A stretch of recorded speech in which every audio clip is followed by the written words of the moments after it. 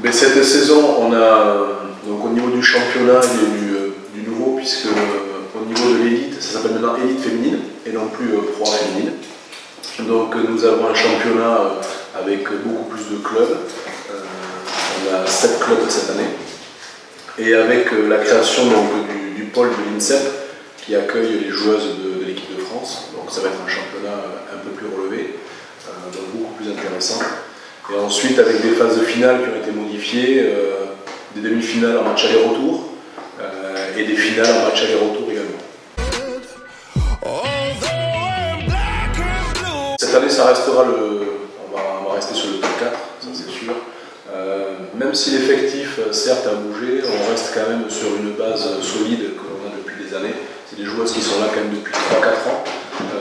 Donc des jeunes joueuses, encadrées par des joueuses on va dire un peu plus expérimentées. Mais dans l'effectif, on peut voir qu'il y a quand même les 3/4 de l'effectif qui sont en équipe de France, soit seniors ou juniors, et des joueuses également étrangères qui sont dans leur équipe nationale respective et qui ont fait de grandes compétitions également. Donc ça reste quand même une équipe solide. Ouais, beaucoup sur la formation, sur cette stabilité-là. Lorraine qui est présente, qui est notre capitaine, pourra vous en parler, puisqu'elle est responsable des jeunes au niveau du club de l'Union Saint-Bruno, avec Louise Villiers. Donc oui, il y a un effectif, il y a un vivier, on va dire, au niveau de l'Union Saint-Bruno, où ce week-end on a fait un tournoi de préparation, on a pu incorporer 6-7 jeunes des années 2004, donc c'est quand même très intéressant et qui pourraient même postuler à jouer avec nous sur certains matchs. Cette année, on a fait le choix d'engager des équipes jeunes dans chaque catégorie, donc en moins de 13 ans, moins de 15 ans, et les inclure, d'inscrire une équipe en National 1, donc la deuxième division féminine, pour qu'elles prennent plus d'expérience et qu'elles puissent bientôt, à court terme, on va dire à moyen terme, incorporer l'équipe première. Mais là, on va y aller doucement, petit à petit. Peut-être qu'il y en a une qui aura une place, et ainsi de suite. Pour qu'après, dans 3-4 ans, on ait que des jeunes formés au club. On peut même incorporer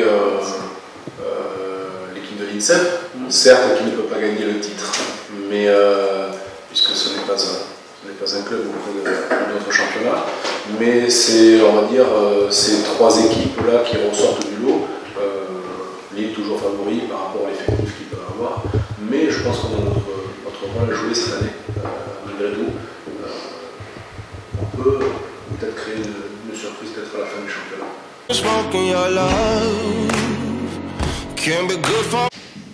On a beaucoup changé l'effectif, en fait on s'aperçoit, parce que bon, ça fait 13 ans que je suis à la tête de cette équipe, on s'aperçoit qu'à chaque fois qu'on monte en National 1,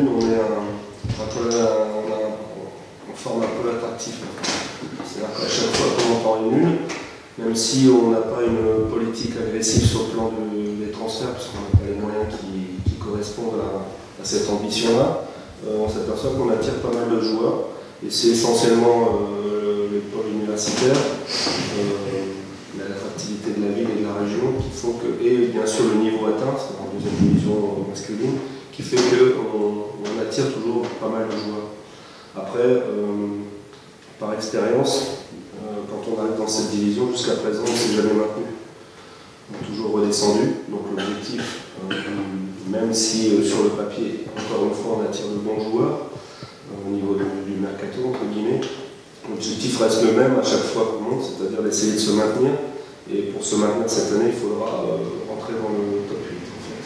Puisque la fédération prévoit de passer la division de 12 équipes statutairement à 10. Donc il y aura 3 descentes directes. Voilà. Donc pour éviter la descente, cette année, il faut que l'équipe termine 8e en mettant 3 adversaires. Par rapport aux 4 expériences précédentes, en qualité, c'est vrai qu'on a l'effectif le plus charpenté. Après, je mets toujours des réserves par rapport à notre capacité de maintien, parce que bon, c'est pas pour l'instant malheureusement dans l'ADN du club. Il est évident évident qu'avec les joueurs compilés et avec ce qu'on a vu sur les 2 week-ends de préparation, parce qu'on est allé jouer à 7 il y a 15 jours, et là on a reçu donc une équipe de Bilbao, qui a grosso modo donc 7 qui est en première division et Bilbao qui a un niveau pour jouer en première division, puisqu'ils avaient matché précédemment avec des clubs tels que Montpellier ou Reims qui se situent en première div, ça s'était joué à 1 ou 2 buts d'écart. Donc globalement, avec ce qu'on a vu sur ce week-end, on peut raisonnablement ambitionner au moins terminer dans le top 8 du championnat. Oui. Après, comme il y a énormément de nouveaux, est-ce que la mayonnaise va prendre? Ça c'est la première question. On a pris un peu de retard dans la préparation parce qu'on a signé, je vais schématiser, mais on a signé 4 joueurs dans la dernière semaine de l'intersaison. Et donc ces joueurs n'ont pas véritablement fait la préparation avec nous.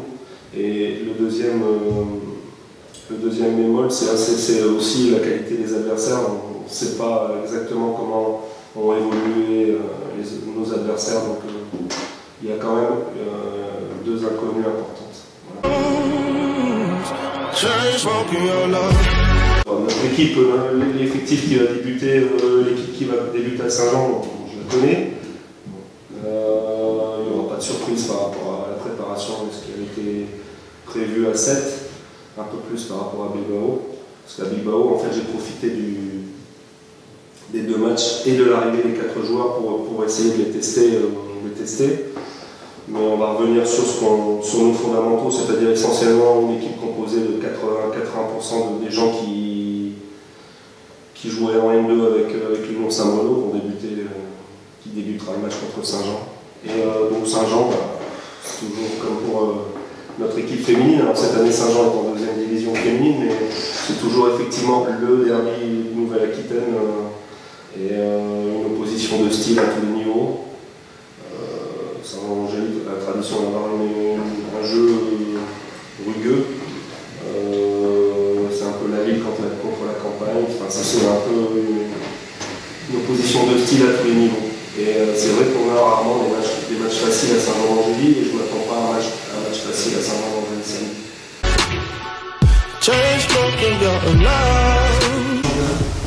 Ouais, bah surtout ça fait plus d'1 mois qu'on a remis les pieds dans l'eau, donc la préparation c'est bien sympa, mais la finalité c'est quand même de jouer le samedi soir, donc une excitation de reprendre le championnat après un mois et demi de préparation assez conséquent au niveau du volume de natation, surtout. Une excitation à prendre, en plus par un derby, c'est toujours des matchs un peu particuliers.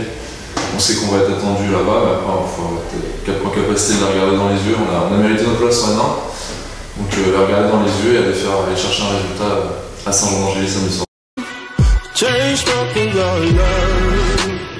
La différence la plus notable, c'est le niveau vraiment de l'effectif. En N2 par exemple, on a en général 1-2 joueurs qui font vraiment la différence dans l'eau. Et autour, c'est des joueurs qui manient un peu le ballon, mais qui sont beaucoup moins dangereux. Alors que là, on va se retrouver avec des équipes, je ne dis pas qu'on fait 2 matchs avec 13 joueurs du même niveau, mais on aura des équipes avec un 7 en tout cas qui tient la route et qui est capable de mettre de l'impact physique, de nager fort, de finir les actions sur l'ensemble d'un match. Donc ouais, c'est surtout sur cet aspect-là. Il n'y a plus 1 ou 2 joueurs qui sont ciblés, mais vraiment, il y a une feuille un set de base qui est assez complet et qui joue bien ensemble. Donc en fait, l'Union Saint-Bruno a souhaité développer sa formation, il y a maintenant 3 ans de ça, par le biais d'une section sportive avec le collège Alain Fournier. Donc ça a ouvert en classe de... La première année, c'était en classe de 5e et il y a 9 enfants qui sont rentrés. Si mes souvenirs sont exacts.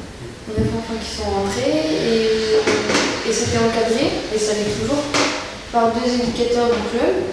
Et le professeur de PS, donc Franck Ledoux, Anna Chadli et Louise Guillet. Et avec minimum 3 entraînements par semaine, et les 4e, 3e maintenant s'entraînent 5 fois par semaine. La première année c'était comme ça. Maintenant, 3 ans après, la section elle compte 24 enfants. Et donc répartis sur 6e, 5e, 4e, 3e.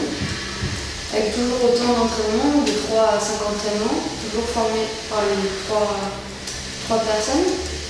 Et l'objectif c'est d'ouvrir l'an prochain une section sportive avec le lycée Magenta. Alors, il y a deux systèmes. Il y a le système où les enfants ils sont dans les communautés du club, ils pratiquent un peu le water polo, et à partir de la 6e, on leur propose d'intégrer à l'infirmier en pouvant pratiquer 3 fois par semaine leur sport, leur passion. Donc, soit ils adhèrent par ce biais, soit avec l'UNSS collège, le water polo leur est proposé. Et du coup, c'est des jeunes qui n'étaient pas forcément au club, mais qui sont ici du collège, qui commencent à pratiquer le water polo.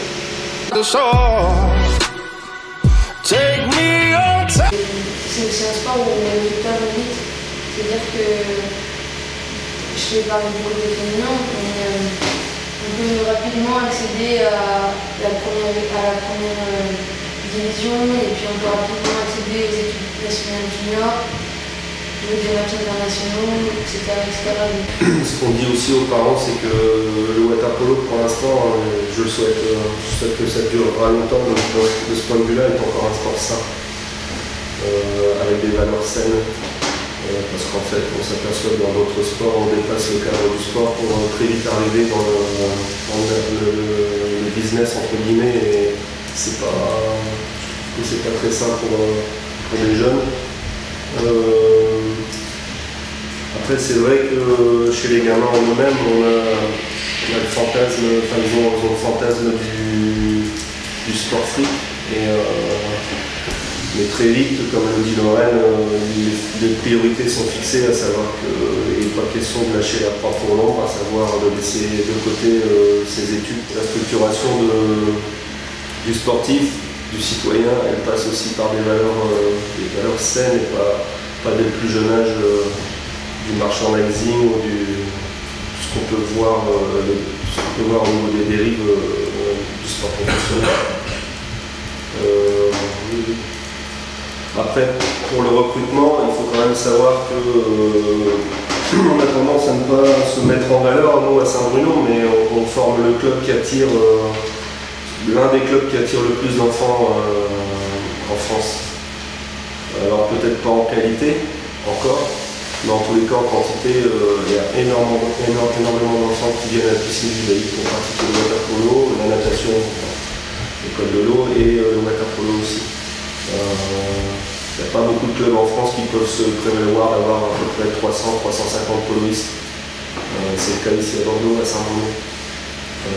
Donc au niveau du recrutement, ça devient entre guillemets, on ne va pas rentrer dans les détails, mais c'est pas un problème que d'alimenter une section sportive. Ça ne l'est pas. Alors ça l'a été sur le départ, mais maintenant je pense que la dynamique est enclenchée. Il y a pas mal d'enfants qui vont maintenant, je l'espère, passer par un fournier pour venir profiter des joies de la piscine judaïque.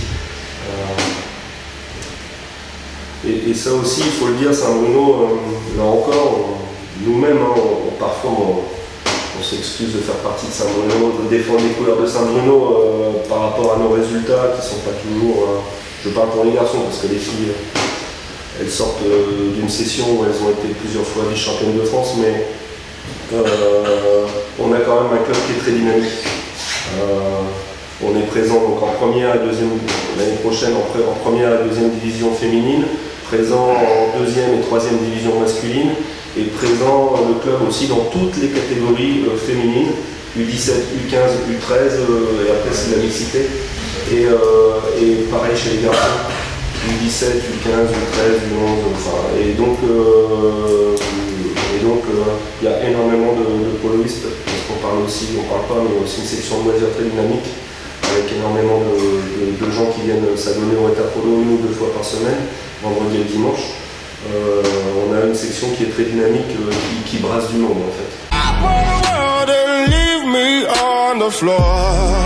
En ce qui concerne l'équipe masculine, c'est la première fois qu'on va avoir 2 joueurs étrangers sous contrat. Voilà. Alors je sais, les filles l'ont déjà eu par le passé. Nous on en bénéficie cette année et bon, c'est le club qui fait un effort sur le plan financier parce qu'il y a outre les salaires versés qui ne correspondent pas aux salaires que peuvent connaître les structures professionnelles certes, Mais pour une association comme la nôtre, c'est un réel effort, et puis il y a tout ce qui va avec, c'est-à-dire les faire voyager, les faire venir de chez eux, donc un d'Australie et l'autre de Moscou, et les héberger. Donc c'est des budgets quand même assez conséquents. On évalue un étranger à peu près un effort de 25 000 €, tout compris. Et ça paraît très très peu. C'est un budget global et on le répartit différemment, mais bon, il y a quand même, je pense, là, des efforts qui vont être faits pour que les deux équipes se préparent correctement. Pour l'instant, les filles n'ont pas bénéficié de ce qu'on a pu faire nous, c'est-à-dire aller à 7. Mais il n'est pas interdit qu'elles puissent aller faire un petit stage durant la saison.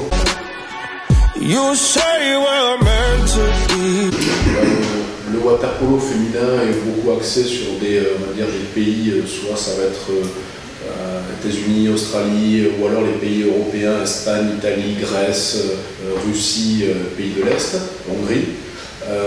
Certaines joueuses, par le passé, étaient intéressées par, on va dire, même nos faibles salaires, notamment les pays, on va dire, hongrois, les pays de l'Est. Maintenant, ces joueuses-là ne s'exportent plus parce qu'il y a beaucoup d'argent dans leur championnat. Donc elles sont payées par leur club. Il y a des sociétés qui ont investi, notamment les clubs russes, c'est de riches propriétaires qui payent très très bien leurs joueuses et qui font venir également des joueuses étrangères. Les pays hongrois également, la Hongrie qui est quand même le berceau du waterpolo, masculin et féminin, qui également paye très très bien leurs joueuses. Donc en fait, on arrive maintenant sur des pays, on va dire, un peu plus exotiques, Nouvelle-Zélande, où certaines joueuses ont un double projet, c'est-à-dire que ce sont des joueuses qui sont intéressées par venir découvrir également une autre culture, s'intégrer, parler le français, et également même faire des études. Notamment, nous, cette année, la joueuse brésilienne, justement, ça fait déjà 2 ans qu'elle est chez nous. Normalement, elle devrait rester une année supplémentaire également. Elle fait une école de commerce, elle a appris le français, et c'est en plus une excellente joueuse. Elle joue dans son pays et elle fait les Jeux Olympiques. Donc voilà, après c'est un profil idéal, on va dire. C'est pas une joueuse qui va venir, vous le comprenez bien, pour un salaire qui nous paraît, on va dire, dérisoire en France, mais c'est un plus pour elle, et en même temps elle pratique sa passion, comme le disait Lorraine, je reprends ça, elle pratique sa passion et surtout elle vient chercher aussi au niveau de l'Union Saint-Bruno un esprit familial, cet esprit-là, et voilà, donc cette mayonnaise prend, et moi je trouve personnellement que c'est une réussite d'intégration, et donc ça va au-delà du sport et du waterpolo. Donc c'est ça qui nous plaît aussi dans ces valeurs-là du club. Alors on a des progrès à faire au niveau de la structure, ça on est aussi là-dessus. Mais oui, Benoît a tout à fait raison sur son analyse. Après, nous chez les garçons, on n'a pas non plus des top players. Tu parlais de Marseille tout à l'heure, effectivement on ne lutte pas dans la même cour quand il s'agit de contractualiser un étranger. Mais effectivement c'est souvent des joueurs qui cherchent à venir intégrer un championnat européen, parce que les joueurs australiens, canadiens n'ont pas l'habitude des matchs qui se répètent comme ça au niveau du waterpolo du moins, évidemment pour les sports professionnels c'est différent. Et puis il ne faut pas se le cacher aussi, c'est des joueurs qui sont attirés par la vitrine de la ville de Bordeaux. Quelle est la différence à Bordeaux? C'est important, ouais. À la fois les facultés, la possibilité de mener à bout le projet, et aussi l'image de la ville et de la région joue. Et grâce aussi à notre communication, à travers les réseaux sociaux, notamment, on a une très bonne image.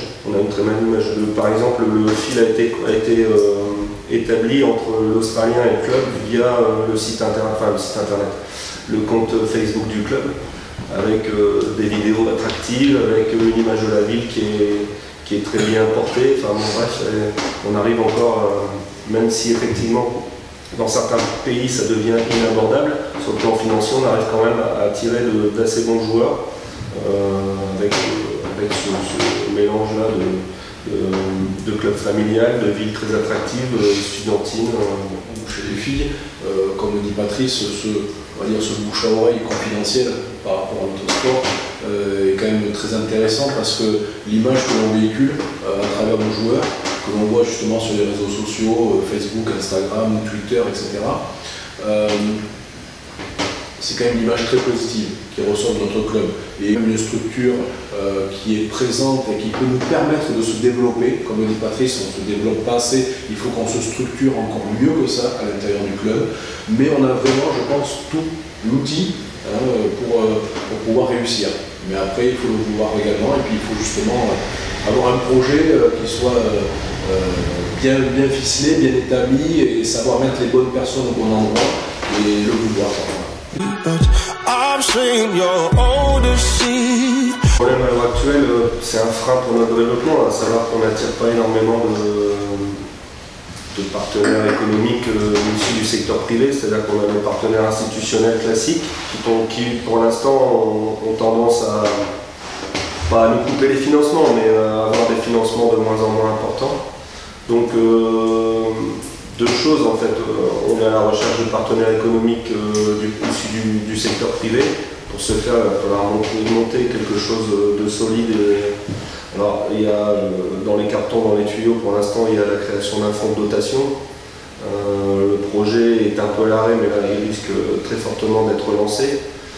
Je pense que le club envisage d'organiser une soirée de crowdfunding pour essayer d'attirer justement ne serait-ce que de quoi créer la structure, parce qu'il faut 15 000 € pour pouvoir créer ce type de structure, qui offre la possibilité ensuite d'aller démarcher des mécènes, qui eux, en mettant de l'argent, voient une partie de cet argent défiscalisé. Difficile. Après, on ne va pas faire de politique, mais on a une métropole aussi ici à Bordeaux qui n'a pas la compétence sportive, et ça c'est un frein, pas seulement pour notre sport, mais un frein peut-être pour pas mal de disciplines qui ne sont pas à la hauteur médiatique du football ou du rugby. On s'aperçoit qu'à Strasbourg, qu'à Toulouse, qu'à Montpellier, qu'à Nantes, il y a des politiques métropolitaines qui sont mises en œuvre pour pouvoir soutenir le sport orienté vers le haut niveau. Ce n'est pas encore le cas à Bordeaux. Et on a des élections qui arrivent là en 2020. Pour l'instant, on ne voit pas poindre chez les candidats potentiels une volonté réelle de pouvoir porter le sport en tant que vecteur d'un dynamisme. Au niveau métropolitain, on ne voit pas de structuration à ce niveau, et ça c'est un frein pas pour le water-polo uniquement, mais pour l'ensemble des disciplines. Je pense que c'est un frein. On parle beaucoup là du rachat des Girondins, c'est très bien, on suit tous le feuilleton, mais honnêtement, je pense que la métropole aurait beaucoup plus à gagner à soutenir le volleyball, le handball, le hockey sur gazon, le hockey sur glace, les jeunes du rugby, les jeunes des Girondins, et mettre en place une véritable dynamique métropolitaine en soutenant l'ensemble des sports orientés vers le haut niveau. Je pense qu'on y gagnerait tous, y compris la métropole en termes d'image. Même si cette image, je vous le disais tout à l'heure, est très, très positive, mais en clair, quand nous on va jouer à Denain, qui est la ville en France qui a le plus de difficultés économiques et sociales, et qu'on perd, je dis pas qu'il faut que Bordeaux toise tout le monde, mais c'est un peu bizarre, parce que la ville de Bordeaux en elle-même, c'est une marque. Voilà, faut le savoir, nous on n'a pas ce retour-là en étant bordelais, mais quand une équipe bordelaise se déplace dans n'importe quelle ville de France, c'est une marque vraiment. Voilà, et quand on n'est pas en capacité de rivaliser avec une ville de 25 000 habitants qui en plus a des problèmes socio-économiques énormes, on ne véhicule pas forcément une image très positive de la ville de Bordeaux et de la métropole. Et je pense qu'il faudrait très peu de choses, une petite structuration et vraiment une envie en fait pour pouvoir faire en sorte que cette ville soit en plus, soit encore plus dynamique, et notamment dans le secteur des sports.